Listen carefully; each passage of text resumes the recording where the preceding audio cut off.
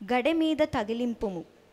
పాము కరిచిన వారు ఆ కంచు సర్పము వైపు చూసినచో బ్రతికిపోవుదురు అని చెప్పెను. Praise the lord. Praise the Lord. Hallelujah. Hallelujah. Hallelujah. Hallelujah. Hallelujah. Hallelujah. దేవుడైన యావే విష సర్పను పంపేయడానికి కారణం ఏంటి? వాక్యం విన్నారా? చెప్పండి. దేవుడు ఎందుకు విష సర్పమును పంపించారు? 2-3 చాలా ఘోరమైన నేరము ఇజ్రాయేలీయులు చేసుకున్నారు. నంబర్ 1, సైన్యములకు అధిపతి అయిన దేవుడు వారిని ఐగుప్తు నుంచి, దాస్యత నుంచి విడిపించి తేనె పాలు ప్రవహిస్తున్న కానాను అనే దేశానికి అద్భుతమైన రీతిగా నడిపించారు. ఎర్ర సముద్రాన్ని 2 పాయలుగా చీల్చి ఫేరో సైన్యం నుంచి కాపాడాడు. దేవుడు చేసిన ఈ అన్ని గొప్ప కార్యాలన్నీ కూడా ఇజ్రాయేలీయులు వాళ్ళకు కొద్దిగా వేదన కలిగితే, కొద్దిగా బాధ కలిగితే, కొద్దిగా తిండి తగ్గిపోతే అన్నీ మర్చిపోయి ఆ దేవునికి వ్యతిరేకంగా మాట్లాడారు. ఇది నంబర్ 1 వారు చేసిన పాపం. రెండోది ఏంటంటే, దేవుడు ఎన్నుకుని అభిషేకించిన ఆయన సేవకుడైన మోషేకి తిరుగుబాటు. మోషేకి వ్యతిరేకంగా మాట్లాడుకున్నారు. ఇది రెండో చాలా ఘోరమైనటువంటి పాపం. మూడోది ఏంటంటే ప్రియబిడ్డలారా, ఎడారిలో దేవుడు ఇజ్రాయేలీయులను ఎలా పోషించారు? మన్నా భోజనము దేవుడు వారికి సకాలములో కురిపించి వారిని పోషించాడు. మన్నా భోజనాన్ని వాళ్ళు ఏమన్నారు ఇక్కడ? ఈ పాడుకూడు తినలేక మేము చస్తున్నాం. చూడు, దేవుడిచ్చిన భోజనం. మళ్ళా వింటామా ఆ 5వ వచనం? ఆ 5వ వచనం ఎంత ఘోరమైనది చూడు. మనుషులకి ఎంత గర్వం, ఎంత అహంకారం. దేవుడిని మర్చిపోతున్నాడు, మోషేని మర్చిపోతూ ఉన్నాడు, దేవుడు చేసిన అన్ని గొప్ప కార్యాలు మర్చిపోతూ ఉన్నాడు. ఆ 5వ వచనం చూస్తే ఎంత మూర్ఖులు వాళ్ళు అని అర్థం చేసుకోవచ్చు. వింటామా? నీవు మమ్ము ఐగుప్తు నుండి తరలించుకొని రానేలా ఈ ఎడారిలో చంపుటకే కదా? ఈ ఎడారి మమ్మల్ని చంపేయడానికి తీసుకొచ్చావా అని ప్రశ్నిస్తూ ఉన్నాడు. కానీ దేవుడు చెప్పాడు, తేనె పాలు ప్రవహిస్తున్న కానాను అనే దేశాన్ని మీకు నేను సొంతం చేస్తాను అని తీసుకువస్తే చూడు ఏమంటున్నాడు? ఎడారిలో మమ్మల్ని చంపేయటానికి తీసుకొచ్చావా? ఏం మాట చూడు. ఇంకా ఇచ్చట అన్నపానీయములు ఏమీయూ లభించుటలేదు. ఇక్కడ అన్నపానీయం ఏం మాకు దొరకట్లేదు. ఈ పాడుకూడు తినలేక, చూడు మన్నాని ఈ మూర్ఖులు పిలిచే పేరు చూడు. ఈ పాడుకూడు తినలేక చచ్చిపోతున్నాం. ఇది చాలా ఘోరమైనటువంటి పాపం ప్రియ సహోదరి సహోదరులారా. దేవుడు చిన్న మన్నాని పాడుకూడు అంటున్నాడు. అప్పుడు దేవునికి కోపం రాకుండా ఉంటుందా చెప్పండి? దేవుని స్థానంలో మీరే ఉంటే పామును కాదు మీరే పోయి చంపేవాళ్ళందరినీ కదా. Praise the lord. Praise the lord. పాముని పంపేయటం కాదు, మీరే ఒక కత్తి పట్టుకుని పోయి అందరినీ తల నరికేవాళ్ళు. ఇలా 3 ఘోరమైనటువంటి నేరము ఇజ్రాయేలీయులు చేసుకున్నారు. కాబట్టి దేవుడు వారిని శిక్షించడానికి విష సర్పమును పంపించారు. పాము కాటగానే మళ్ళా ఏడుపులు, ప్రభువా తప్పయింది, మోషే తప్పయింది, మా పాపం మన్నించు, మా పాపం మన్నించు. వీళ్ళు తప్పు చేయటం, దేవుడు శిక్షించటం, మళ్ళా ఏడవటం, దేవుడు కరుణ చూపించటం. ఇదే ఈ 40 సంవత్సరాలు జరిగే కథ. తిరుగుబాటు చేస్తారు, శిక్షిస్తారు. ప్రియులారా, ఇదే మాత్రం కాదు, తిరుగుబాటుతనమని ఇంకా కొన్ని ఘోరమైన పాపముతో సాముయేలు ప్రవక్త పోలిస్తూ సౌలుతో మాట్లాడుతున్నాడు. మొదటి సాముయేలు గ్రంథము 15వ అధ్యాయం 23వ వచనం. అంటే సౌలు ఏం చేశాడు? ఆయన తిరుగుబాటు చేశాడు. దేవునికి వ్యతిరేకంగా ఆయన ప్రవర్తించాడు, దేవుని మాట ఉల్లంఘించాడు. తిరుగుబాటు చేస్తే అంటే డిసొబీడియన్స్ చూపిస్తే అది ఇంకా ఎన్నెన్నో పాపాలకి సరిసమానమైనది అని మోషే ఇక్కడ ఇశ్రాయేలు ప్రజలతో మాట్లాడుతూ ఉండగా, ఇక్కడ మొదటి సాముయేలు గ్రంథము 15:23లో సావుల్ను రాజుగా అభిషేకించినటువంటి సాముయేలు ప్రవక్త ఆయనతో మాట్లాడుతున్నాడు. చెబుతామా? తిరుగుబాటు సోద చెప్పించుకొనుట వంటిది. సోది చెప్పించుకోవటం వంటిది. సోది చెప్పించుకోవటం అంటే అర్థం ఏంటి? సోది చెప్పించుకోవటం మీరు చెప్పించుకున్నారా? మీరు కొంతమంది తక్కువ వాళ్ళు కాదులే, నాకు తెలుసు. అరే నేను కరిస్మాటిక్ ప్రోగ్రాములో ఉన్న 11 సంవత్సరాలు, క్యాథలిక్స్ అని పేరు, కానీ పరిస్థితి బాగలేకపోతే ఓకే ఓకే సోది చెప్పించుకోవటం అంటే ఏంటి?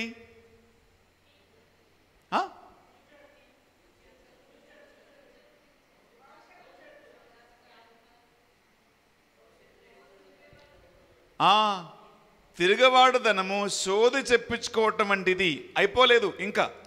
గర్వము విగ్రహములను పూజించటం వంటిది. నీవు యావే మాట త్రోసివేసితివి కనుక యావే నీ రాచరికమును త్రోసివేసెను. Praise the lord. Praise the Lord. Hallelujah. Hallelujah. Hallelujah. Hallelujah. Saul మహారాజు చేసిన పని కూడా ఇదే, తిరగవాడుదనము సోది చెప్పించుకోవటం వంటిది. తిని కొవ్వు పెరిగి గర్వం కలిగితే, అహంకారం కలిగితే అది విగ్రహారానికి సరిసమానమైనది. వీళ్ళని చక్కగా మన్నా పెట్టి దేవుడు పోషిస్తే తిండి ఎక్కువ అయింది కదా, అందుకే ఇటువంటి మాట మాట్లాడుతున్నారు. ఇది పాడుగూడు అంటున్నారు. ఇది పాడుగూడు, ఇదే గర్వం, ఇదే తిరుగుబాటుదనం. దేవుడు చేస్తున్న మేళ్లను మర్చిపోయి కృతజ్ఞత లేకుండా ఉండటం, అంటే గ్రాటిట్యూడ్ లేకుండా ఉండటం. ఒక మనిషికి బాగా మనస్సు కరిగి సహాయం చేసి ఆ చేసిన ఒక్క సహాయం కూడా గుర్తుపెట్టుకోకుండా తిరుగుబాటు చేస్తే ఆ సహాయం చేసే మనిషికి ఎలా అనిపిస్తుంది? అప్పుడు చూడండి, ఈ 6,03,550 మంది చేసినటువంటి పని అంటూ అంత ఘోరమైన పాపం చేశారు. కాబట్టి ప్రియబిడ్డలారా, దేవుడు విషసర్పమును పంపించారు, వారిని శిక్షించాడు. చాలామంది చనిపోయారు. ఇక మళ్ళా వీళ్ళు వచ్చి మోషే దగ్గర ఏడిస్తే మోషే మళ్ళా ప్రభు దగ్గరికి మొరబెట్టి, ప్రభు అన్నాడు, ఒక లోహముతో ఒక కంచు సర్పాన్ని తయారు చేసి గడ మీద తగిలించమన్నాడు. ఎవరైతే ఈ కంచు సర్పాన్ని చూస్తారో వారు చావు తప్పించుకుంటారు అని ఒక మార్గం కూడా దేవుడు చూపెట్టాడు. అందుకే ఇప్పుడు ఇలా ఎడారిలో మోషే సర్పమును ఎత్తాడు అని ఈ సంఖ్యాకాండములో మనం చదువుతున్నాం. ఇది చాలా ముఖ్యమైనటువంటి ఒక సంఘటన పాత నిబంధనలో. ఈ పాత నిబంధనలో జరిగిన ఈ సంఘటన ప్రియబిడ్డలారా, నూతన నిబంధనలో యేసుక్రీస్తు జీవితాన్ని మనం పోలిస్తే ఎగ్జాక్ట్లీ ఇంకొక అర్థము దానిలో ఉంటుంది. యోహాను శుభవార్త తీసుకుంటామా? 8వ అధ్యాయం తీసుకుంటాం. అక్కడ 28వ వచనం. యోహాను శుభవార్త 8వ అధ్యాయము 28వ వచనం. అక్కడ యేసుక్రీస్తు ఒక మాట మాట్లాడుతున్నాడు. కావున యేసు, మీరు మనుష్య కుమారుని పైకెత్తినప్పుడు నేనే ఆయనననియు స్వ అధికారముతో నేను ఏమీయూ చేయక తండ్రి నాకు నేర్పిన వానినే మీకు చెప్పుచున్నాననియు గ్రహింతురు. ఇది ఒక సంఘటన. ఇంకొకటి యోహాను శుభవార్త 3వ అధ్యాయం తీసుకుంటామా? 14వ వచనం. ఈ రెండు, అంటే బైబిల్లో ఇంకా కొన్ని సంఘటనలు ఉన్నాయి కానీ నేను 2 మాత్రం తీసుకుంటున్నాను. యోహాను శుభవార్త 3వ అధ్యాయం 14వ వచనం. అక్కడ కూడా యేసుక్రీస్తు మనిషి కుమారుడు ఎత్తబడినప్పుడు నేనే ఆయనను అని మీరు తెలుసుకుంటారు అని వాక్యములో ఉంటుంది. మోషే ఎడారిలో ఎట్లు సర్పమును ఎత్తెనో, ఎలా సర్పమును ఎత్తునో, ఆయనను విశ్వసించు ప్రతి వాడును నిత్య జీవం పొందుటకై అట్లే మనుష్య కుమారును కూడా ఎత్తబడను. అంటే యేసుక్రీస్తు ఇజ్రాయెల్ ప్రజలతో మాట్లాడుతుండగా అక్కడ ఒక కంపారిజన్ ఉంటుంది, ఒక పోలిక ఉంటుంది. మోషే ఎడారిలో ఎలా సర్పముని ఎత్తునో అలాగే మనుష్య కుమారుడు కూడా ఎత్తబడను. ఎత్తబడటం అంటే ఏంటి? ఇక్కడ ఎత్తబడటం అంటే ఏంటి? శిలువ మీద అండగొట్టి అతన్ని కూడా పైకి ఎత్తి వేలాడదీయటం, అది శిలువ మరణం. కంచు సర్పాన్ని తయారు చేసి గడ మీద తగిలించాడు. మోషే సర్పాన్ని ఎత్తాడు. ఎత్తటం అంటే చిన్నగా కాదు, పైకి ఎత్తాడు. నేను 2 సార్లు హోలీ ల్యాండ్ వెళ్ళేటప్పుడు ఆ నెగెబ్ కొండ మీద ఈ మోషే ఎత్తినటువంటి కంచు సర్పం ఒక చిహ్నం అక్కడ ఉంటుంది. అది ఎంతంటే దాదాపు ఒక 25-30 అడుగులు ఎత్తుంది. 30 కాకపోవచ్చు, దాదాపు 25-30 అడుగులు ఎత్తుంది. ఆ మోషే ఎత్తిన కంచె సర్పానికి సరి సమానమైనటువంటి ఒక సర్పాన్ని అక్కడ నిర్మించి ప్రతిష్ఠించి ఉన్నారు. నాతో పాటు హోలీ ల్యాండ్కి వచ్చిన కొంతమంది ఇక్కడ కూర్చున్నారు, వాళ్ళు ప్రత్యక్షంగా చూశారు. అంత పైకి మోషే సర్పాన్ని ఎత్తాడు. ప్రియులారా, యేసుక్రీస్తు కూడా ఎత్తబడును అని ఇక్కడ 2, ఏది యోహాను 3:14, అలాగే యోహాను 8:29 మనం 2 చదువుకున్నాము. అలాగే మనుష్య కుమారుడు కూడా ఎత్తబడును అని ఇక్కడ యేసుక్రీస్తు పలికాడు. ఎత్తబడటం అంటే ఆయన చావును గురించి, ఆయన మరణమును గురించి ఆయన ముందే తెలియచేస్తూ ఉన్నాడు. నేను కూడా అలా ఎత్తబడాలి. దేనికోసం?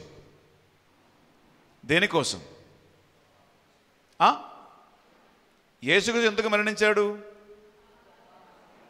పాపుల కొరకై. మనం ఎంత పాపం చేసుకున్నాం? మనం ఏ పాపం చేసుకున్నాం? తిరుగుబాడే, సందేహం అక్కర్లా. అరే 6,05,350 మంది ఇజ్రాయేలీయులు ఏ తప్పు చేసి, ఏ పాపం చేసి, తిరుగుబాటు చేసి దేవుని శిక్షకు గురి అయ్యాడో, మరణించాడో, ఈనాడు కూడా మీరు నేను చేసిన పాపము దాని నుంచి వ్యత్యాసమైనదేం కాదు. ఇది తిరుగుబాటుదనమే, ఇది తిండిపోటుదనమే, కొవ్వెక్కటమే, అహంకారం కలగటమే. దేవుడు చేసినటువంటి గొప్ప కార్యానికి కృతజ్ఞత తెలియచేయకుండా అహంకారం కలిగి జీవించటమే. ప్రియలారా, ప్రతి మనిషి చేస్తున్న పాపం ఇదే.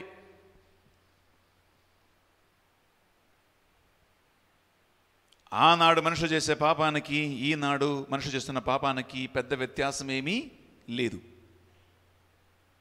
కానీ మనిషికి ఎంత జ్ఞానం పెరుగుతుందో, డిగ్రీలు పెరుగుతూ ఉన్నాయో, చదువు పెరుగుతూ ఉంటుందో, డబ్బులు పాకెట్లకు వస్తూ ఉన్నాయో, తెలివితేటలు పెరుగుతూ ఉన్నాయో, దానికి తగినట్టు ఎలా ఇంకా ఎక్కువగా పాపం చేయాలో అని కనుక్కుంటారు మార్గాలు.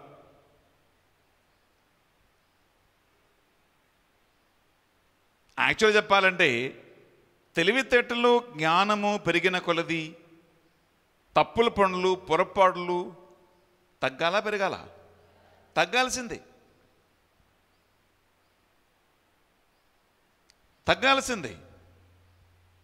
కానీ ఒక చిన్న ప్రశ్న ప్రియులారా, మన తాత ముత్తాతలు జీవించినటువంటి, అంటే ఒక 60 సంవత్సరాల క్రితం, ఒక 70 సంవత్సరాల క్రితం, అప్పుడు మనుషులు పాపాలు ఎక్కువ చేసుకున్నారా? ఈ 2019లో మనుషులు ఎక్కువ పాపం చేస్తున్నారా? చెప్పండి.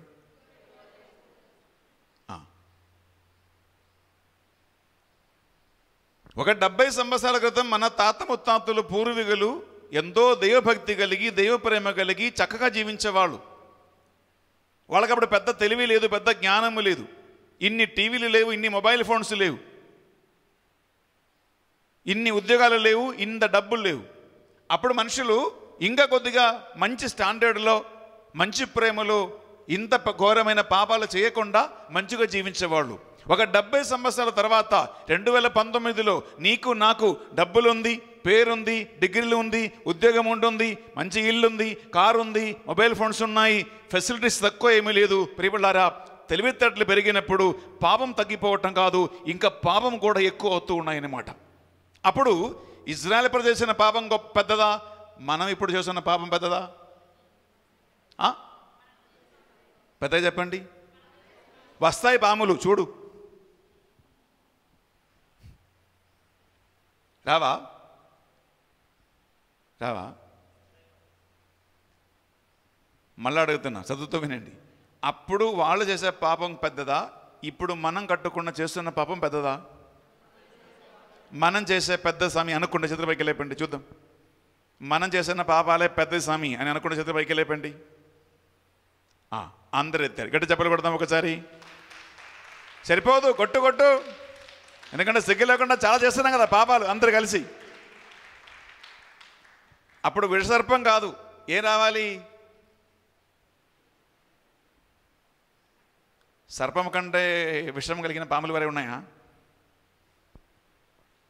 హలో, సర్పం కంటే విషము ఎక్కువ ఉన్న పాములు వరే ఉన్నాయా? కొండ సిలువ, కొండ సిలువలు వస్తాయి ఇప్పుడు.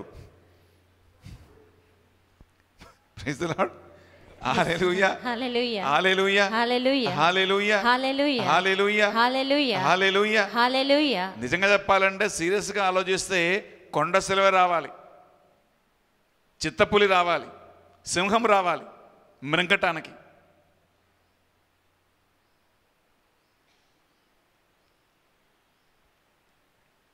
అవునా కదా? అవునా కదా? అవును. చూడండి ఎంత దుర్మార్గులు మనుషులు, ఎంత పాపం చేస్తున్న వాళ్ళు చూడండి. సరే,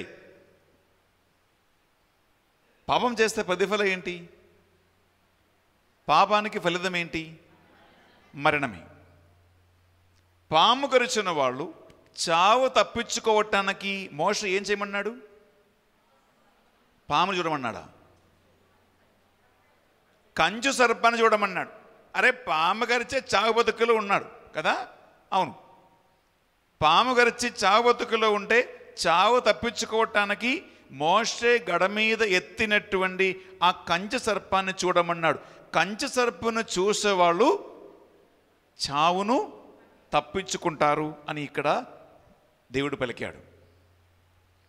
ప్రియ సహోదరి, ప్రియ సహోదరా, ఆనాడు ఇజ్రాయేల్ కంటే ఎక్కువ ఘోరమైన పాపం మనం చేస్తూ ఉండే మన పాపానికి తగిన శిక్ష మరణమే.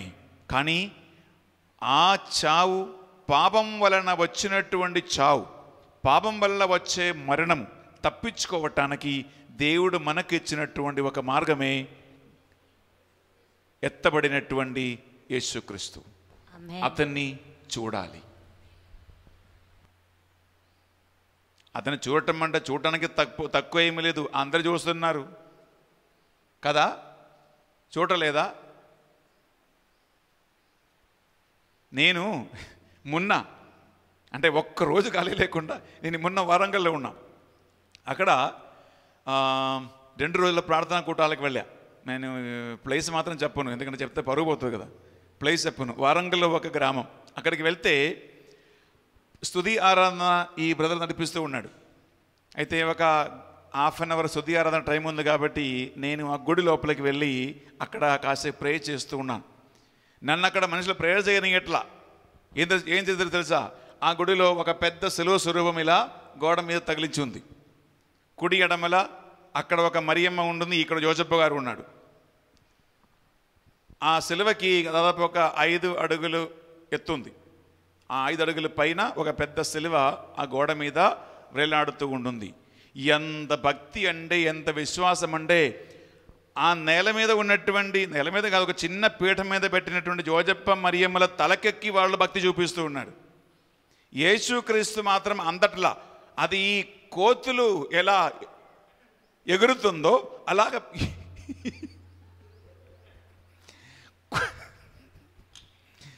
కోతులు ఎగురుతున్నట్లు ఎగిరి పట్టుకున్నారు యేసుక్రీస్తు పాదాల్ని, సిలువని.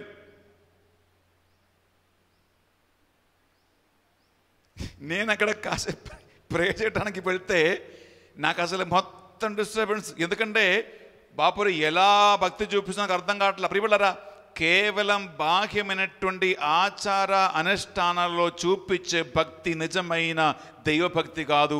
అది యేసుక్రీస్తు వైపు చూడటం కూడా కాదు. కోతిలాగా ఎగిరి యేసుక్రీస్తు పాదాలు పట్టుకొని దండం పెడితే అక్కడ చిన్న పీట మీద మరియమ్మ జోజప్ప అటు ఇటు ఉంటే అది ఇలా నాకి నాకి నాకి ఆ కాలు తల ఇవి అన్నీ ఆ పెయింటే పోయింది, పెయింట్ పోయింది. ప్రియ సహోదరి సహోదరులారా, ఆ గ్రామంలో వెళ్తే ఎంత ఘోరమైన పాపం అంటే పాపోయ్ మామూలు కాదు. లెఫ్ట్ అంటే క్లాస్ పీకా. ప్రియ సహోదరి ప్రియ సహోదరులారా, ఈరోజు అటువంటి ఘోరమైన పాపం చేసి కేవలం దైవభక్తి దైవ ప్రార్థన ఇటువంటిది కేవలం కొన్ని ఆచార అనుష్ఠానాల మీద మాత్రం పెట్టుకుని జీవిస్తున్న క్రైస్తవ సంఘముగా మనము మారిపోతూ ఉన్నాం. అందువల్ల యేసుక్రీస్తు చూడటం అంటే ఎడారిలో మోషే ఎత్తిన కంచు సర్పాన్ని చావు తప్పించుకోవటానికి పాము గరుచిన వాళ్ళు ఎలా చూశారో అటువంటి ఆసక్తితో చూడాలి. ఎందుకు చూడకపోతే ఏమవుతుంది? చచ్చిపోతారు. ప్రియబిడ్డలారా, ఒక మనిషి చావు తప్పించుకోవటానికి ఏమేం చేస్తారు? ఒక నిమిషం ఆలోచించుకో.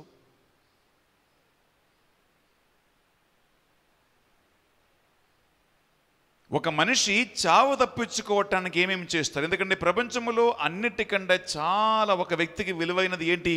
ప్రాణమే. నిన్న ఆ పాల్వంచ కొండ మీద దాదాపు ఒక 10,000 మంది ఉన్నారు.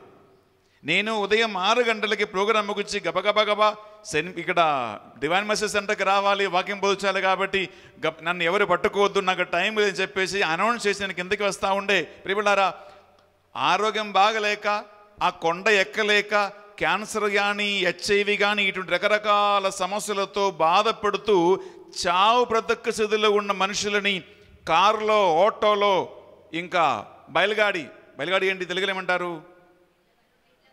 ఎడ్ల బండిలో కూడా తీసుకొచ్చి అక్కడ పడుకోబెట్టారు. నేను రాగానే స్వామి ఒక్కసారి మీరు టచ్ చేయండి, ఒక్కసారి ప్రే చేయండి అని బ్రతిమాలాడుతున్నారు.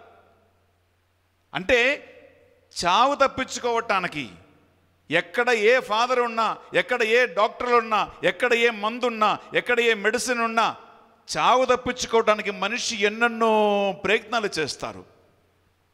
అది ఆఖరి ప్రయత్నం. ఎందుకు? ఆ ప్రయత్నం ఫెయిల్ అయితే ఇంకా చావు తప్ప వేరే ఏమీ లేదు. చావు తప్పించుకోవాలని ఆసక్తితో కంచు మీద లేదా అది గడ మీద తగిలించిన కంచు సర్పాన్ని ఇజ్రాయేల్ చూశారు కాబట్టి వాళ్ళు బతికారు.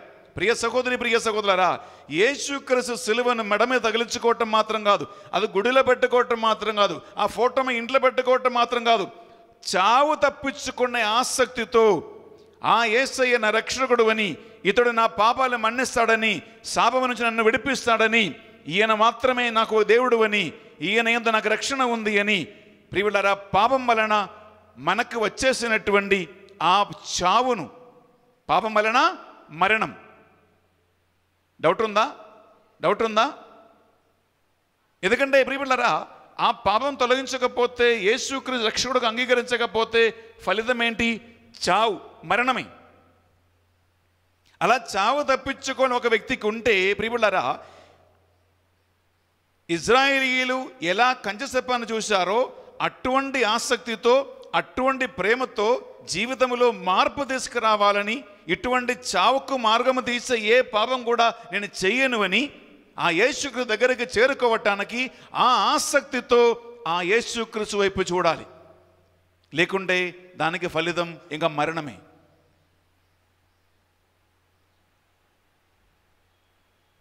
ఇది ఒక మనిషికి కలగవలసినటువంటి దైవభక్తి, దైవ విశ్వాసం. కేవలం కొన్ని ఆచారాల మీద మాత్రము ఆధారపడి ఏ ఒక భక్తితో, ఏ ఒక భక్తి క్రియలతో ప్రియులారా పాపం వలన వచ్చినటువంటి చావును నువ్వు కానీ నేను కానీ తప్పించుకోలేమని మాట. Praise the Lord. Hallelujah, hallelujah, hallelujah, hallelujah, hallelujah. Hallelujah. ఈ ఆసక్తి నీకు నాకు కలగాలి ప్రియ సహోదరి సహోదరా.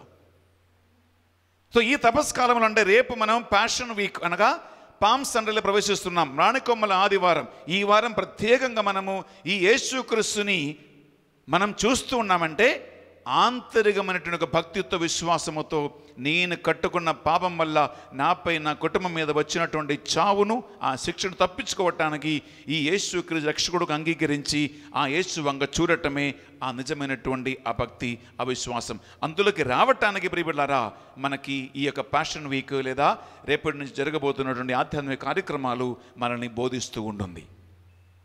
Praise the Lord. Hallelujah, hallelujah, hallelujah, hallelujah, hallelujah, hallelujah, hallelujah. Hallelujah. రెండవ అంశం అంటే ప్రియబిడ్డలారా, మనం చదివినట్టు అదే వాక్యములో అంటే యోహాను 8:29 మళ్ళీ చదువుతామా? అక్కడ యేసుక్రీస్తు ఒక మాట అన్నాడు. కావున యేసు మీరు మనుష్య కుమారుని ఎత్తినప్పుడు నేనే ఆయనననియు స్వాధికారంతో నేను ఏమీయూ చేయక తండ్రి నాకు నేర్పిన వానినే మీకు చెప్పుచున్నాననియు గ్రహింతురు. Praise the lord. Praise the Lord. Hallelujah, hallelujah, hallelujah, hallelujah, hallelujah, hallelujah. Yesukristu ఏం పలికాడు? మీరు మనుష్య కుమారుని ఎత్తినప్పుడు నేనే ఆయనను అని మీరు తెలుసుకుంటారు. ప్రియులారా, యేసుక్రీస్తు తన పరిచర్య కాలములో ఆయన నిజంగా దేవుని కుమారుడవని, ఈయనే యేసు అని, ఇతనే లోకరక్షకుడు అని తెలుసుకున్న వాళ్ళు చాలా చాలా తక్కువ. యేసుక్రీస్తు బహిరంగ పరిచర్య కాలములో ఈయన రక్షకుడని, ఈయన పాపములు మన్నిస్తాడని, ఈయన సత్యమైన దేవుని నిజమైన కుమారుడు అని తెలుసుకుని ఆయన వంక చూసేవాళ్ళు, ఆయన దగ్గరికి చేరుకున్న వాళ్ళు, ఆయన్ని ఆహ్వానించేవాళ్ళు చాలా తక్కువ.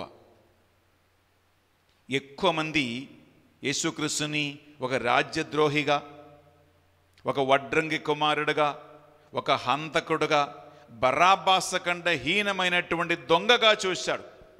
అందుకే కదా బరాబాని విడుదల చేయు, బరాబాని విడుదల చేయు, ఇతన్ని సిలువేయి, ఇతన్ని సిలువేయి అంటున్నారంటే బరాబా కంటే హీనమైనటువంటి పరిస్థితికి యేసుక్రీస్తు పడిపోయాడు వాళ్ళ చూపులో. కదా కదా బరాబా చేసిన నేరం ఏంటి?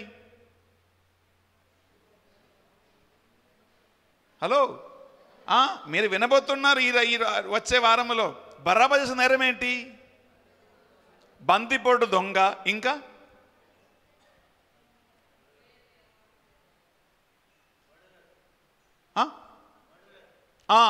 ఆయన ఒక హంతకుడు, ఇంకా ఇంకొక నేరం కూడా ఉంది బరాబాకి. అంతే. పవిత్ర గురువారం గుడికి వెళ్ళేటప్పుడు బరాబాని విడుదల చేయి, బరాబాని విడుదల చేయి అని విని ఇంటికి వస్తారు. కానీ బరాబా ఏం చేశాడు తెలియదుగా. బందిపోటు దొంగ ఒకటి, హంతకుడు ఒకటి, ఇంకొకటి కూడా ఉంది. చదవాలి బైబుల్. కోతిలాగా ఎగిరి సెలవు పట్టుకుంటే సరిపోదు.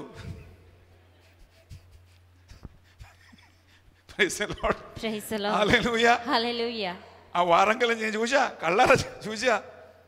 కోతిలాగా ఎగిరి సెలగా పట్టకుంటే అది మెడమే తగిలేస్తే మాత్రం సరిపోదు, వాక్యం తెలవాలి. బరాబా చేసినటువంటి మూడో నేరం ఏంటి అప్పుడే తెలుస్తుంది మీకు. బరాబాని విడుదల చేయి, బరాబాని విడుదల చేసి యేసుక్రీస్తుని సిలువవేయి, సిలువేని మనుషులు అంటుంటే ఆ ఒక్క మాటకి ఎంత ఘోరమైనటువంటి పాపం. తిరుగువాడు, ఆయన రాజ్యద్రోహి కూడా. బరాబా చేసిన మూడు నేరాలు ప్రియబిడ్డలారా, ఆయన ఒక బందిపోటు దొంగ, అంటే మామూలు దొంగ కాదు, బందిపోటు దొంగ అంటే దొంగల కంటే దొంగలకి మామయ్య కదా. హల్లెలూయా. బందిపోటు దొంగ అంటే మామూలు దొంగ కాదు, బందిపోటు దొంగ అనగా హంతకుడు, మర్డరర్. మూడవది రాజ్యద్రోహి, తిరుగుబాటు చేసిన వాడు. ఈ అన్ని నేరాల వల్ల జైలు శిక్ష అనుభవిస్తున్నట్టు ఒక పక్క రౌడీ క్రిమినల్ ఎవరు? బరాబా. మనుషుల మూర్ఖత్వం ఒకసారి చూడండి. బరాబాను విడుదల చేయి, బరాబాను విడుదల చేయి, ఇతన్ని సిలువేయి, ఇతని సిలువేయి అని పవిత్ర శుక్రవారం నాడు చర్చిలో పట్టణాలు ఉన్నాయా లేదా? ఉన్నాయా లేదా? కొన్ని చర్చెస్లో నాటకీయమైనటువంటి డ్రామాలు చేస్తారు, లేరా? ఒక నలుగురు నిలబడి చదవటం లేదా ఇవన్నీ? లేదు మీ చర్చిలో? చెప్పండి ఏముంది? Passion play. ఆ విచారణ గురువులు యేసుక్రీస్తుగా నిలబడతాడు అక్కడ, ఇంకా కొంతమంది ఎక్కడెక్కడ నిలబడి రీడింగ్ ప్యాషన్. ప్రియులారా గమనించండి, అంటే బరాబా కంటే హీనమైనటువంటి ఒక హంతకుడుగా, రాజ్యద్రోహిగా, మర్డర్గా, క్రిమినల్గా యేసుక్రీస్తుని చూసే వాళ్ళ ఎక్కువగా. అరే ఈయన వడ్రంగి కుమారుడు కదా, యోజప్ప మరియమ్మల కుమారుడు కదా, ఈయనకి శక్తి ఎక్కడి నుంచి వచ్చింది? ఈయన మనిషివై ఉండి కూడా నేను దేవుని కుమారుని ఎలా అంటాడు వీడు? ఈయనకి పిచ్చి పట్టింది, ఈయనకి మతి మరిచిపోయింది అన్నారా లేదా? అన్నారా లేదా? అవును. అంటే యేసుక్రీస్తు బహిరంగ పరిచర్య కాలములో యేసుక్రీస్తులో దేవుని కుమారుడిని కనుక్కున్న వాళ్ళు తక్కువ, ఆయన యేసుక్రీస్తుని కనుక్కున్న వాళ్ళు తక్కువ, అతడు పాపములు మన్నిస్తాడని కనుక్కున్న వాళ్ళు తక్కువ, ఆయన రక్షకుడుగా అంగీకరించే వాళ్ళు తక్కువ, అతని దగ్గర కృపా కరుణ పొందుకున్న వాళ్ళు తక్కువగా. కానీ ఎక్కువ మంది ఈ దొంగల గ్రూపులో ఉన్నారు. ఫరిసయ్యులు, ధర్మశాస్త్ర బోధకులు, ప్రధానార్చకులు, బండ్రోతులు, ఇంక్లూడింగ్ ఎవరు? యూదా ఇస్కారియాతు కూడా. యూదా ఇస్కారియాతో సహా, అంటే 12 మంది శిష్యుల్లో ఒకడు యూదా ఇస్కారియాతో సహా ఎక్కువగా మంది యేసుక్రీస్తుని నిరాకరించే వాళ్ళే ఆయన బతికి ఉన్నప్పుడు. ఆయనలో ఒక దైవత్వం ఉంది అని, దేవుని కుమారుడని, సాక్షా రక్షకుడు అని కనుక్కున్న వాళ్ళు చాలా చాలా చాలా తక్కువ. అందులో యేసుక్రీస్తు ఏం చెప్పాడు? మీరు మనుష్య కుమారుని ఎత్తినప్పుడు నేనే ఆయన, నిజంగా సాక్షాత్ దేవుని కుమారుడు నేనే అని మీరు తెలుసుకుంటారు అని యేసుక్రీస్తు పలికాడు. పలికాడా? మళ్ళా చదువుతామా? ఎంత కరెక్ట్గా ఉందండి వాక్యము, ఎక్కడ కూడా తప్పిపోవదు. ఎంత కరెక్ట్గా ఉందంటే మళ్ళా వింటామా అది వచనం? కావున యేసు మీరు మనుష్య కుమారుణ్ణి పైకెత్తినప్పుడు, మీరు మనుష్య కుమారుని పైకెత్తినప్పుడు అంటే ప్రియపడారా, అతనిని సిలువ మోపించి, అతనిని కొరడాలతో కొట్టి, అతని మీద ముళ్ళ కిరీటం పెట్టి, అతని కంటే 2 రెట్లు భారమైన సిలువ మోపించి, సిలువ మీద అండకొట్టి చంపి ఎత్తాడు. లేదా ఎత్తబడినప్పుడు 3 గంటల తర్వాత చనిపోయాడు. సో వాక్యం సెలవుస్తుంది, మీరు మనుష్య కుమారుని ఎత్తినప్పుడు అంటే సిలువ మీద అండకొట్టి పైకెత్తినప్పుడు నేనే ఆయనను అనియు స్వాధికారముతో నేను ఏమి చెయ్యక తండ్రి నాకు నేర్పిన వానినే మీకు చెప్పుచున్నానని మీరు గ్రహింతురు అని యేసుక్రీస్తు పలికాడు. ప్రియబిడ్డలారా, యేసుక్రీస్తు బతికి ఉండగానే ఆయన మరణమును గురించి, మరణానంతరం ఏమేమి జరగబోతూ ఉన్నాయో అని అన్ని చక్కగా క్లియర్గా చెప్పాడు. ఆయన చెప్పింది అచ్చట్లు జరిగింది.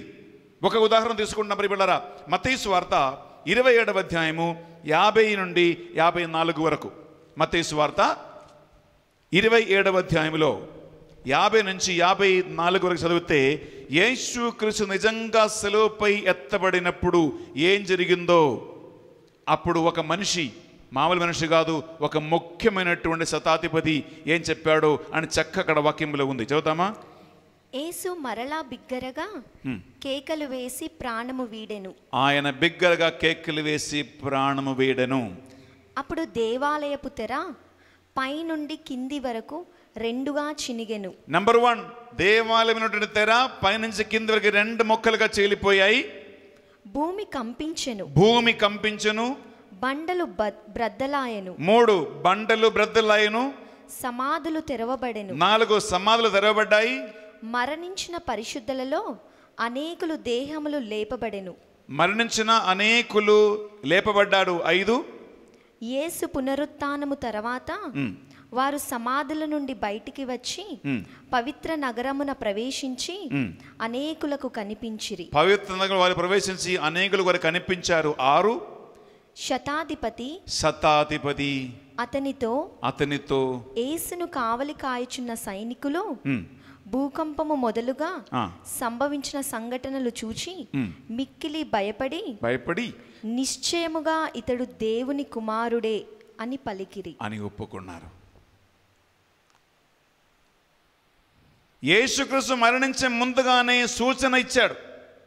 మీరు మనుష్య కుమారుని ఎత్తినప్పుడు శిలువ మీద అండగొట్టి పైకి లేపినప్పుడు నేనే నిజంగా ఆయను అని మీరు తెలుసుకుంటారు అని పలికాడు. ప్రియలారా, యేసుక్రీస్తు బతికి ఉన్న కాలములో, పరిచర్య కాలములో నేను చెప్పాను ఆల్రెడీ, ఎక్కువ మంది అతను తెలుసుకోలేదు. కానీ ఆయన మరణించినప్పుడు బిగ్గరగా అరిచి, తండ్రి నీ చేతికి నా ఆత్మను సమర్పిస్తున్నానని చెప్పి ఆయన ప్రాణం విడిచినప్పుడు ప్రియలారా, ప్రపంచములో మార్చినటువంటి మార్పు, భూమి కంపించను, భూకంపం వచ్చింది, మిట్ట మధ్యాహ్నము భూమి అంతా అంధకారమైంది, సూర్యుడు అస్తమించింది, దేవాలయమున శీల 2 ముక్కలుగా చీలిపోయింది, బండలు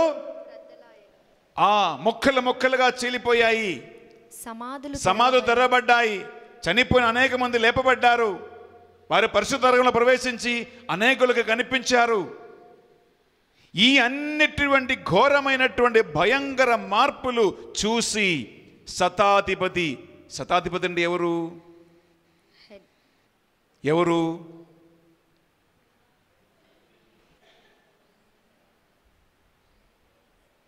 శతం అంటే ఏంటి? శతం 100. శతాధిపతి అంటే 100 మంది సైనికులకు అధిపతి. అంటే ప్రియలారా, యేసు క్రీస్తుని శిలువయాతనకు గురి చేసి భారమైన శిలువ మోపించి అతన్ని శిలువ మీద అండకొట్టి ఆయన్ని పైకెత్తటానికి నాయకుడుగా ఉండి బండ్రోత్తులతో సైనికులతో అన్ని చేపించిన వాడే శతాధిపతి.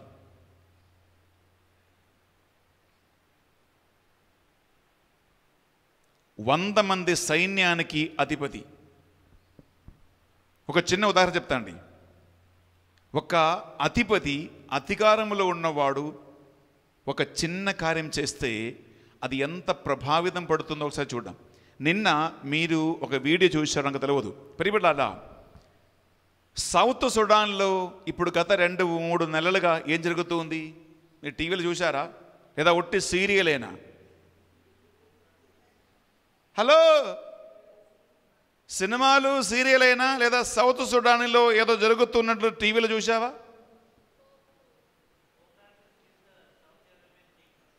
వెయిట్ అది చెప్తా. ఇప్పుడు ఒక సీరియల్ పేరు అంటే ముఖం రోసాపూలాగా విరుస్తుంది. హలో, సౌత్ సుడాన్లో ఏం జరిగింది కదా 2-3 నెలలుగా? ఎవరైనా దమ్ముండే చెప్పండి. ఏంటో సీరియల్ పేరు చెప్తే అందరికీ కథ తెలుస్తుంది. ఒక కొత్త సినిమా వచ్చిందమ్మా, లూసిఫర్, చూశారా? హలో, ఒక కొత్త సినిమా రిలీజ్ అయింది, చూడాలి, తప్పకుండా చూడాలి. ఎందుకు? ఇవన్నీ చూడడానికి టైం ఉంది, ఈ కార్యాలు తెలుసుకోవడానికి టైం లేదు. ప్రియలారా, సౌత్ సుడాన్లో 2 రకాల వర్గాల మధ్యలో చాలా ఘోరమైనటువంటి పోరు జరుగుతూ ఉంటుంది. వందల మందిని రోడ్డు మీద కుక్కలాగా, పాములాగా కాల్చి చంపుతున్నారు, తలనరికి చంపేస్తున్నారు. 1000 మంది చచ్చిపోయారు. సీరియల్ మాత్రం కాదు, అప్పుడప్పుడు న్యూస్ ఛానల్ కూడా చూస్తే మంచిదే. నీ చుట్టుపక్కల ఏం నడుస్తుందో తెలుస్తుంది.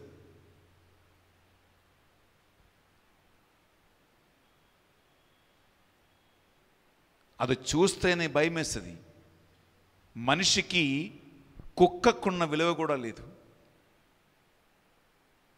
కాల్చి పడేయటము, కత్తితో నరకటము, కర్రతో కొట్టి చంపటము, 2 వర్గాల సంబంధమైనటువంటి అక్కడ ఘోరమైన యుద్ధం కొన్ని నెలలుగా. ప్రియలారా, మన పోప్ ఫ్రాన్సిస్ గారు ఆ సౌత్ సుడాన్ నుండి ప్రెసిడెంట్ని, ప్రైమ్ మినిస్టర్ని, అక్కడ మెయిన్ రాజకీయ నాయకులు 4 పిలిపించాడు. ఎక్కడికి? రోమా పట్టణానికి పిలిపించాడు. ఆగోళ క్రైస్తవ, లోకవ్యాప్తంగా ఉన్న క్రైస్తవ సంఘానికి అధిపతిగా ఉన్నటువంటి పాపు గారు, దాదాపు ఆయనకి ఇప్పుడు ఒక 75 వయసు ఉండవచ్చు, 75 కంటే ఎక్కువ ఉందనుకుంటున్నా.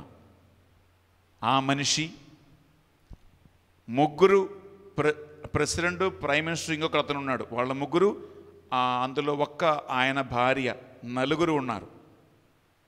వాళ్ళ ఒక్కొక్కరి ముందు మోకరించి వాళ్ళ పాదములు ముద్దు పెట్టి ఆయన చేతులు జోడించి ఒక మాట అడిగారు. దయచేసి ఈ సౌత్ సుడాన్లో ఇన్ని నెలలుగా జరుగుతున్నటువంటి ఈ హ్యూమన్ మర్డర్ మీరు పూర్తిగా బంద్ చేయండి, ఇంకొక మనిషి ప్రాణాన్ని మీరు ఎక్కడ తీయవద్దండి అని చెప్పి పాపు గారు వాళ్ళ కాలు పట్టుకొని ముద్దు పెట్టి క్షమాపణ కోరుకున్నాడు. అది చూస్తేనే ఏడుపు వస్తుంది. మన కథోలిక సంఘానికి అధిపతి అయినటువంటి పాపు గారు, వాళ్ళ పెద్దవాళ్ళు వాళ్ళ ముందు మోకరించి, ఆయనే మోకరించి లేవలేకపోతున్నాడు, ఎందుకంటే ముసలాయన. వాళ్ళు అతని చేయి పట్టి లేపుతూ ఉన్నాడు. 4 ముందు మోకరించి వాళ్ళ పాదం మీద ముద్దు పెట్టి, సారీ, మీరు సౌత్ సుడాన్లో ఇంకొకసారి మనుషులని ఇలా మీరు చంపవద్దండి, ఒక్క చుక్క మనిషి రక్తం సౌత్ సుడాన్లో ఇంకా పడవద్దు, ఆ దేవశాపము అని చెప్పి పాపు గారు క్షమాపణ కోరుకున్నారు. ప్రియలారా, అంత ఉన్నత అధికారి అయినటువంటి, అధిపతి అయినటువంటి పాపు గారు ఒక చిన్న అడుగు వేస్తే అది కథోలిక శ్రీసభ అంతటి మీద ఒక ప్రభావం తీసుకొస్తుంది. ఉందా లేదా? ఉంది. ప్రియలారా, 100 మంది సైన్యములకు అధిపతిన శతాధిపతి ఆయనే దగ్గర ఉండి యేసుక్రీస్తు శిలువ మీద కొట్టించాడు, శిలువ మోపించాడు, శిలువపై ఎత్తించాడు.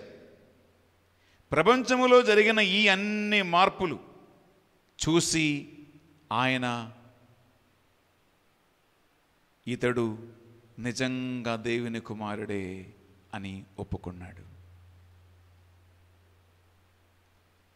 యేసుక్రీస్తు చనిపోయే ముందుగానే పలికిన ప్రవచనము నెరవేరిందా లేదా?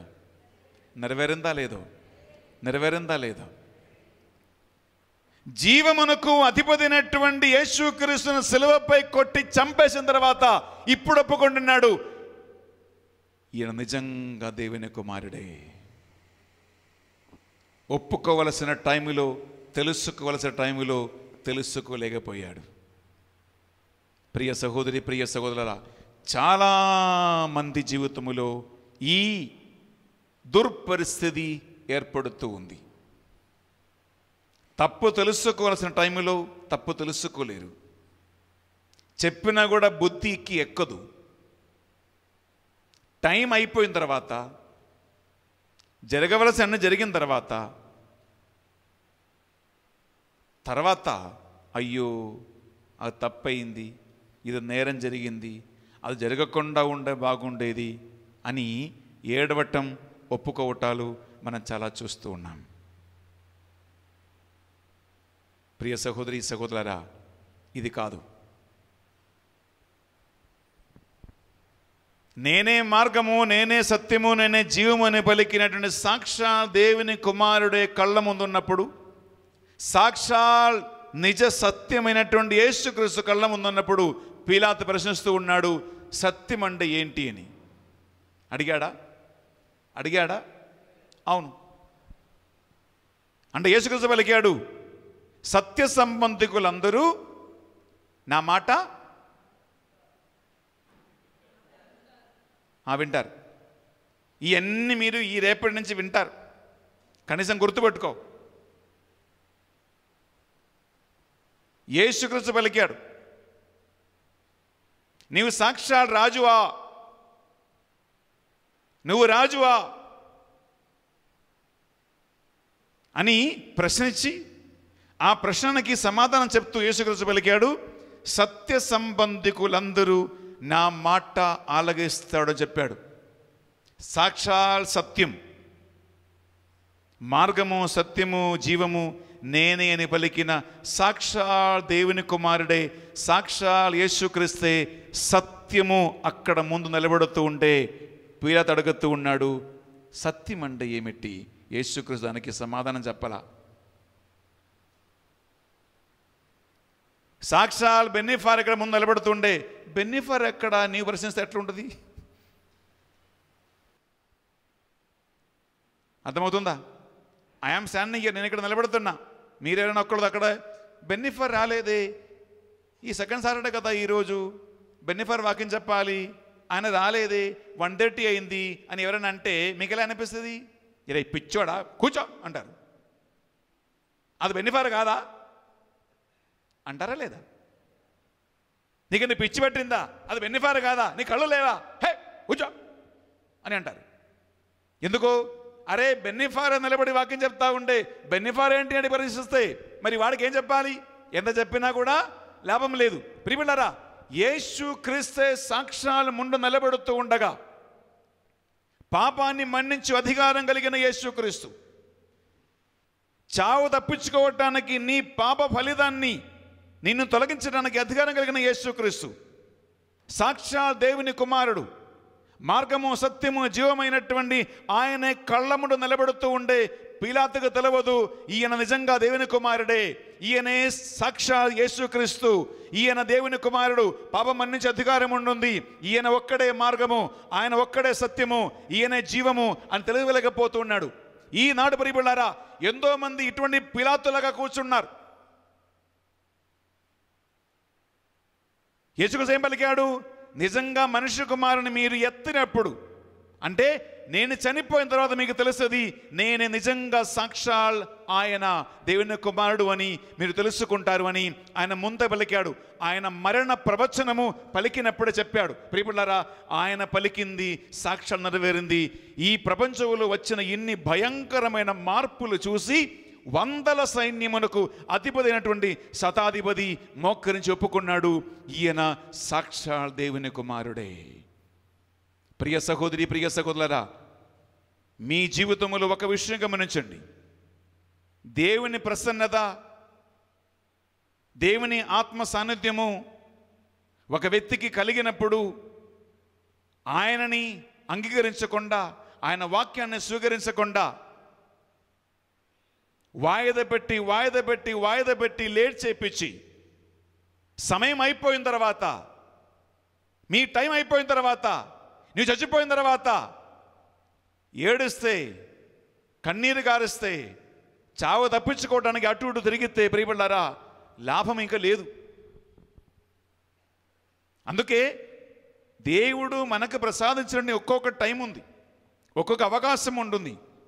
ఇంగ్లీష్లో ఒక సామెత ఉందండి, time and tide waits for no one.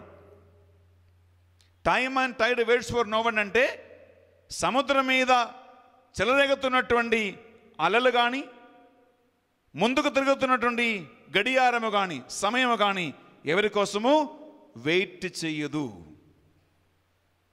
మీ దగ్గర ఒక వాచ్ ఉంది, అక్కడ క్లోక్ ఉంది ప్రియమిత్రులారా, అది ముందుకు తిరుగుతూ ఉంది. కానీ నువ్వు ఉన్నావా, నువ్వు లేవా, నువ్వు వచ్చావా, నువ్వు వెళ్ళిపోయావా, నువ్వు తిన్నావా, నువ్వు బతికావా, చచ్చావా, దాన్ని బట్టి గడియారం ఆగిపోదు. నువ్వు బతికినా చచ్చినా, నువ్వు తిన్నా తినకపోయినా, నువ్వు ఉండలేకపోయినా ప్రియమిత్రులారా గడియారం ముందుకు నడుస్తూనే ఉంటుంది. అది ఎవరి కోసం వెయిట్ చేయదు, అది ఆగదు. అలాగే సముద్ర తీరములో అలలు నిరంతరం రై అనక పగలనక అది చెలరేగుతూ ఉంటుంది. అది తీరములకు వస్తూ ఉంటుంది, మళ్ళా వెనకకి పోతూ ఉంటుంది, వస్తూ ఉంది, పోతూ ఉంది. నువ్వు సముద్ర తీరములో ఉన్నా లేకపోయినా నీవు అక్కడ చూడటానికి ఉన్నా లేకపోయినా అలలు మాత్రము ఎవరి కోసం వెయిట్ చేయదు. అలాగే ప్రతి ఒక్క మనిషికి దేవుడు అవకాశం ఇస్తాడు. దేవుని తెలుసుకోవటానికి, దేవుని వాక్యం తెలుసుకోవటానికి, చావు తప్పించుకోవటానికి, పాపాన్ని ఒప్పుకోవటానికి. కంచు సర్పాన్ని చూసేవాళ్ళు చావు తప్పించుకున్నట్లు రక్షకుడమైనటువంటి ఎత్తబడినటువంటి యేసుక్రీస్తు వైపు చూసి అనుకూల సమయంలో చావు తప్పించుకోవటానికి, అతని యందు రక్షణ పొందుకోవటానికి ప్రతి వ్యక్తికి దేవుడు అవకాశం ఇస్తాడు. అవకాశము ఎప్పుడు రాదు.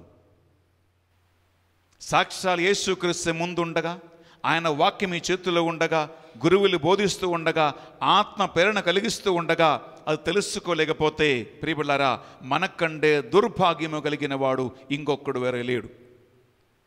సమయం అయిపోయిన తర్వాత ఏడిస్తే ఆ పోయిన సమయము ఎప్పుడు తిరిగి ఇక రాదు. చాలామంది వాయిదా పట్టుకోవటానికి చాలా హుషారు. ఈరోజు కాదు రేపు, రేపు కాదు వచ్చే నెల, వచ్చే నెల కాదు వచ్చే సంవత్సరం. నాకు ఒక మనిషిని తెలుసు, ముత్తంగిలో ఉన్నప్పుడే. హైందవ కుటుంబం, యేసుక్రీస్తున్న బాగా ఇష్టం. భార్య, భర్త, ఒక కుమారుడు, వీళ్ళు ముగ్గురు కలిసి దేవుణ్ణి నమ్ముకోవాలి, జ్ఞానస్నానం తీసుకోవాలి అని చెప్పి నా దగ్గరికి వచ్చారు. నేను చెప్పానమ్మా, మీరందరూ కలిసి మీరు ప్రేయర్ చేయండి, ప్రార్థన నేర్చుకోండి, కొన్ని నెలలు మీరు మొత్తంకి రండి, మీకు ఇక్కడ జరుగుతున్న ప్రార్థన, వాక్యము ఇవి అన్నీ మీకు నచ్చి మీకు ఇష్టం ఉంటే నేను జ్ఞానస్నానం ఇస్తాను చెప్పాను. ప్రియబిడ్డలారా, ఆ భార్య కొడుకు వాళ్ళిద్దరూ ఆయన కోసము 2 సంవత్సరాలు వెయిట్ చేశారు. 2 సంవత్సరాలు వెయిట్ చేశారు. ఈయన ఇప్పుడు వద్దు, ఇప్పుడు వద్దు, ఇప్పుడు వద్దు, ఇప్పుడు చెప్పి వాయిదా పెట్టి పెట్టి పెట్టి చివరికి వీళ్ళకి ఇసుకొచ్చేసింది. వాళ్ళు నా దగ్గరికి వచ్చి, ఫాదర్ గారండి, ఈయన అస్సలు మారడు స్వామి, ఈయన అస్సలు మారడు, మీరు నాకు నా కొడుకుకి జ్ఞానస్నానం ఇవ్వండి స్వామి, మేము ఇక వెయిట్ చేయలేం, ఎందుకంటే ఇతను అస్సలు నమ్మలేం అని చెప్పి విసుకెత్తి లాస్ట్ నేను ఆయన భార్యకి కొడుకుకి ఇద్దరికి మొత్తంగిలో జ్ఞానస్నానం ఇచ్చాను. వారు జ్ఞానస్నానం పొందుకున్నారు. ప్రియబిడ్డలారా, ఆ భర్త 5 సంవత్సరాలు వెయిట్ చేశారు. ఎందుకు తెలుసా? ఆయనకి మందు తాగే అలవాటు ఉంది. నేను చెప్పాను, ఈ మందు తాగే అలవాటు నీవు ఎప్పుడు మానేస్తావో అప్పుడే జ్ఞానస్నానం ఇస్తాను, కానీ నీకు మాత్రం జ్ఞానస్నానం ఇవ్వను అని 5 సంవత్సరాలు వెయిట్ చేశాం. ప్రియబిడ్డలారా, 5 సంవత్సరాల తర్వాత ఏమని తెలుసా? ఆయనకి ఒక స్ట్రోక్ వచ్చింది. భార్య, కొడుకు, నేను ముగ్గురం ఈయన వెంటబడి వెంటబడి వెంటబడి చాలాసార్లు అడిగాను, రిట్రీట్కి పిలిచాను, కౌన్సిలింగ్ ఇచ్చాను, ఇవన్నీ చేసినా బుద్ధి రాలేదు. బుద్ధి ఎప్పుడు వచ్చింది? స్ట్రోక్ వచ్చి కాళ్ళు చేతులు పడిపోయినప్పుడు బుద్ధి వచ్చింది. స్ట్రోక్ వచ్చి కాళ్ళు చేతులు పడిపోయిన బుద్ధి వచ్చింది. స్వామి తప్పయింది, చేయి పైకి రాదు, ఇప్పుడు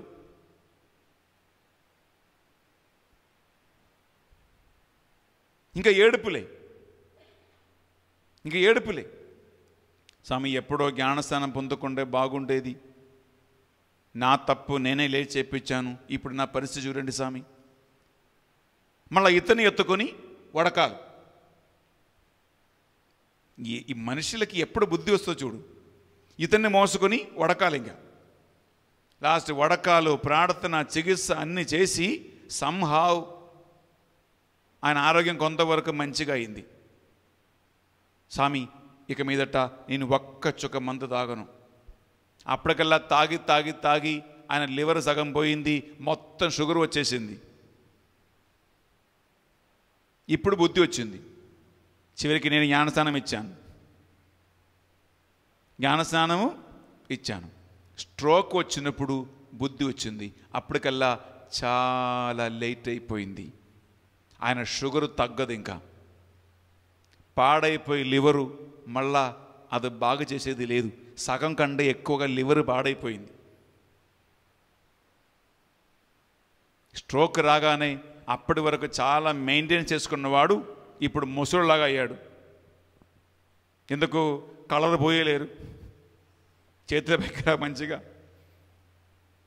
సరిగా ఉండలేడు. ప్రియ సహోదరి, ప్రియ సహోదరా, దేవుడు ఒక్కొక్కరికి అవకాశము ఇస్తాడు. నీ టైం ఎప్పుడైపోతుందో తెలియదు. నీవు చావు తప్పించుకోవటం అంటే పాపం వల్ల మరణానికి, శాపానికి, ప్రపంచానికి గురి అయి నువ్వు, నీ పిల్లలు, నువ్వు, నీ ఇల్లు నశించిపోతూ ఉంటే,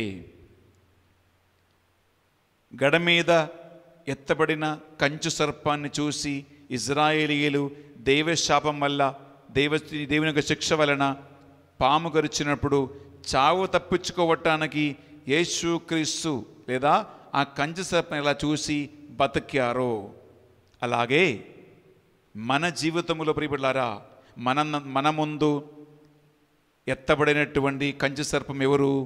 యేసుక్రీస్తు. మన ముందు ఎత్తబడిన కంచు సర్పం యేసుక్రీస్తు.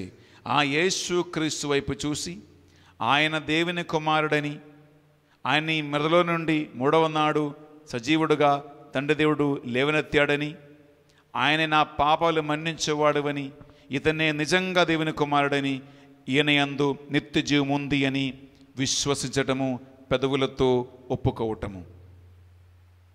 కేవలం సిలువ మెడ మీద తగిలించటం కాదు, కోతిలాగా ఎగిరి పట్టుకోవటం కాదు, ఫోటోలు ఇంట్లో పెట్టుకోవటం కాదు. ప్రియబిడ్డలారా, ఇదన్నీ బాహ్యమైనటువంటి కేవలం కొన్ని ఆచారాలు, అనుష్ఠానాలు మాత్రమే. దానివల్ల ఎవరు చావు తప్పించుకోవటానికి వీలు లేదు. దానివల్ల నువ్వు, నీ కుటుంబము రక్షణ పొందలేరు. ఈ ఒకే ఒక మార్గమే మనకుంది. ప్రియ సహోదరి, ప్రియ సహోదరా, లేచి నిలబడతామా? బైబిల్ మూసివేస్తాం.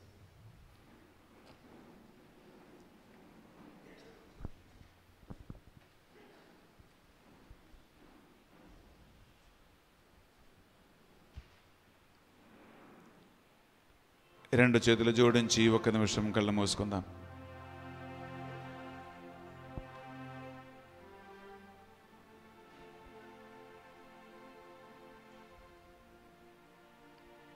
ఇజ్రాయేలీయులు చేసిన ఘోరమైన పాపము కంటే ఎన్నో రెట్ల ఘోరమైన పాపము ఈరోజు నువ్వు, నేను చేస్తూ ఉన్నాం. దేవుణ్ణి నిందిస్తున్నాము. దేవుడు చేసిన మేళ్ళను మరిచిపోయి దేవుని దూషిస్తూ ఉన్నాము. దేవుని ఆజ్ఞలు పాటించుకోకుండా తిరుగుబాటు చేస్తూ ఉన్నాము. ఎన్నో విధాలుగా గర్వానికి, అహంకారానికి గురి అయి జీవిస్తూ ఉన్నాం.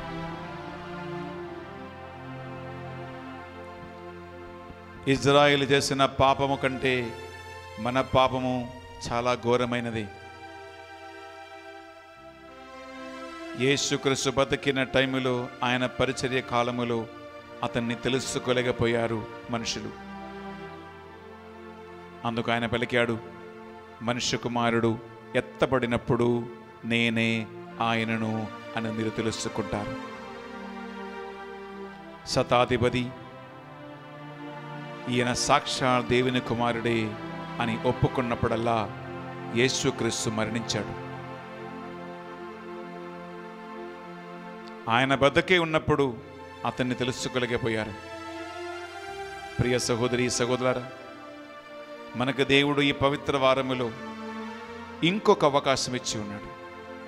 సాక్షాత్ యేసుక్రీస్తుని తెలుసుకోవటానికి, సాక్షాత్ దేవుని కుమారుని రక్షకుడుగా అంగీకరించడానికి, సాక్షాత్ దేవుని యొక్క వాక్యాన్ని విని జీవితములో కావలసిన మార్పు తీసుకురావటానికి దేవుని ఆత్మ ఇచ్చిన మరొక అవకాశం. అతని వంక చూస్తే, విశ్వాసముతో చూస్తే, ప్రార్థనతో చూస్తే, భక్తితో చూస్తే, చావు తప్పించుకోవాలి అని ఆ యొక్క హృదయ వేదనతో, భయభక్తితో చూస్తే